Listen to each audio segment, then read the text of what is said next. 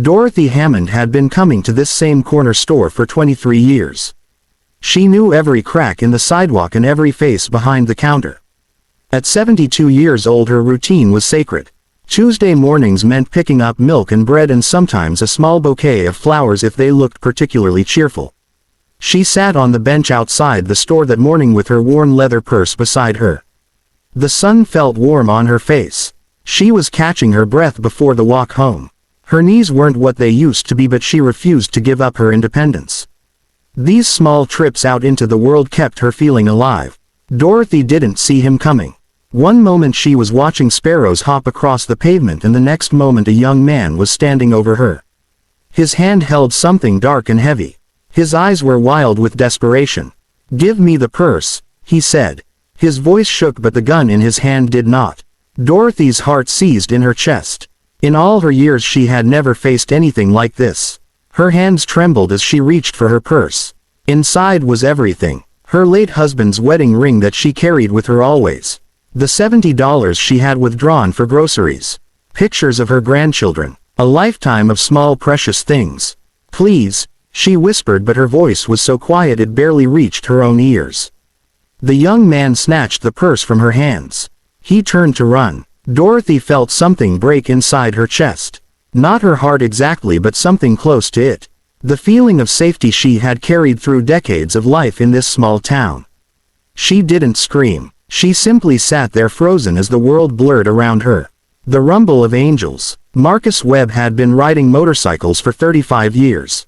He was 58 now, with silver threading through his beard and wisdom earned from hard miles on open roads.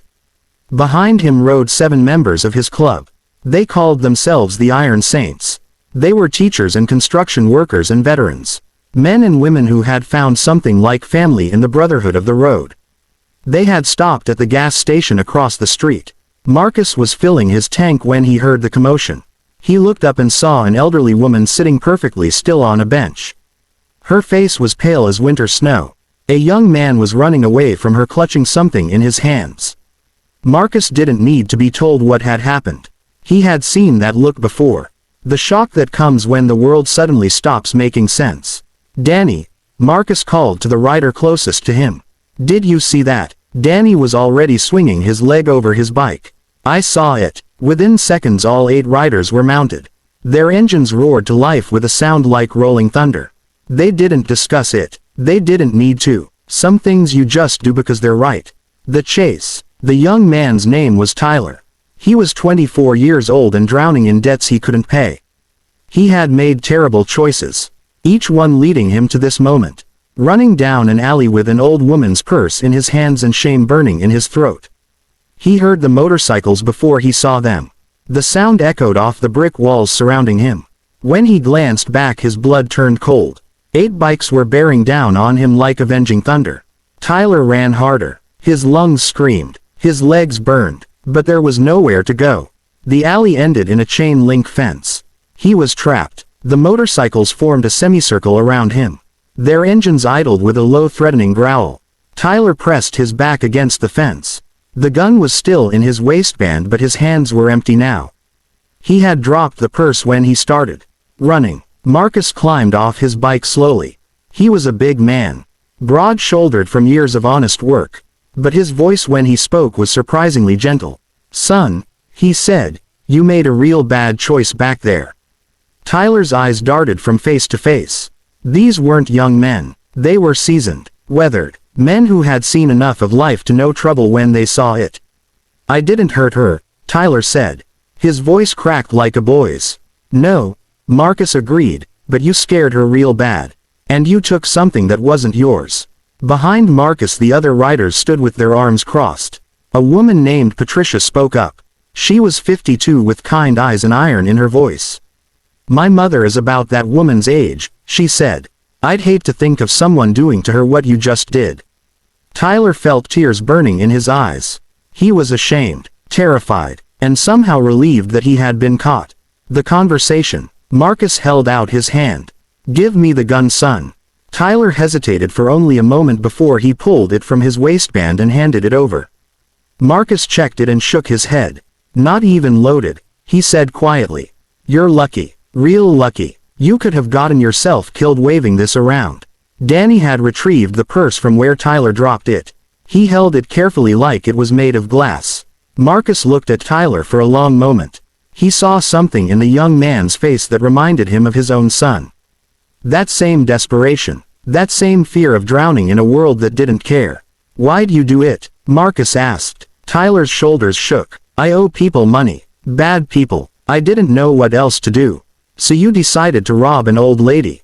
Patricia's voice was sharp. "I know," Tyler said. "I know it was wrong. I panicked." Marcus sighed. He had been young once.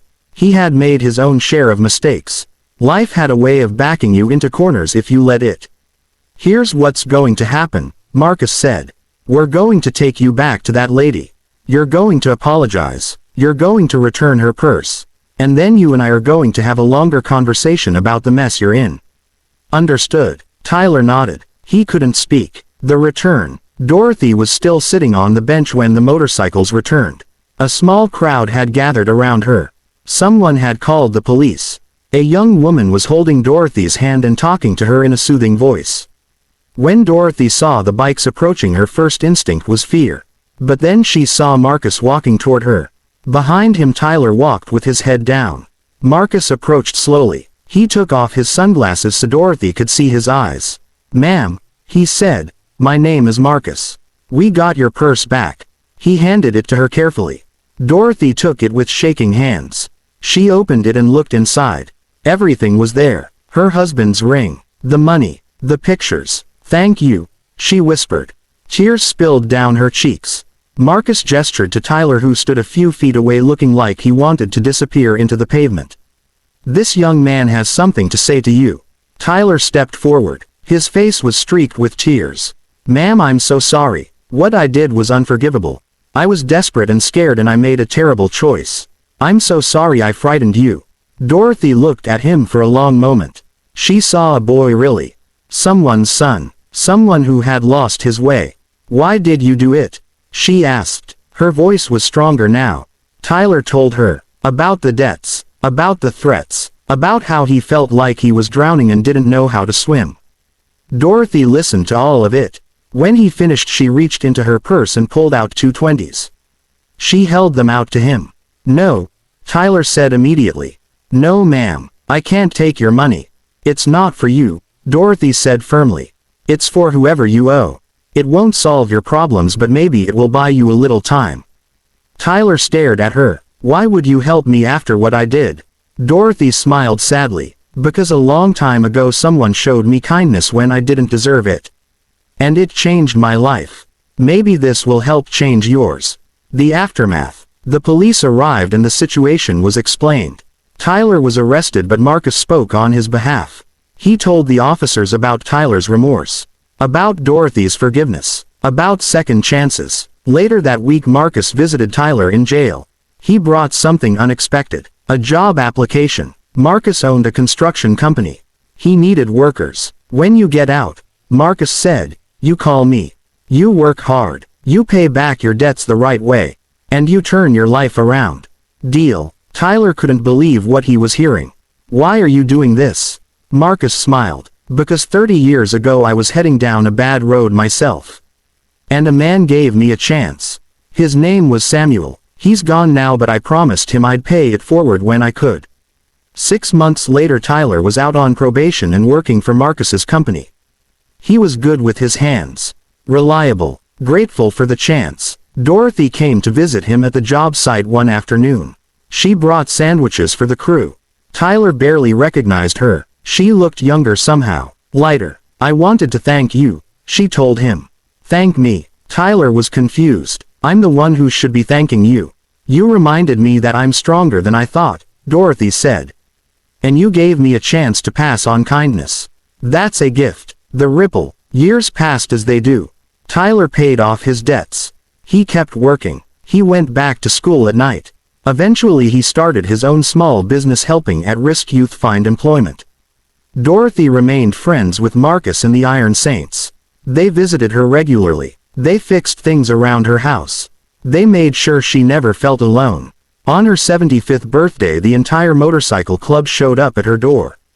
They had a surprise. They had named her an honorary member of the Iron Saints. They even had a leather vest made for her with her name embroidered on it. Dorothy laughed until she cried. She put on the vest and climbed on the back of Marcus's bike. They took her for a ride through town. Her white hair flew behind her. Her face glowed with joy. She had been robbed of her sense of safety that day years ago. But she had gained something far more valuable. She had gained proof that there was still goodness in the world. That people still looked out for one another. That one moment of grace could change everything. And she carried that knowledge with her for the rest of her days.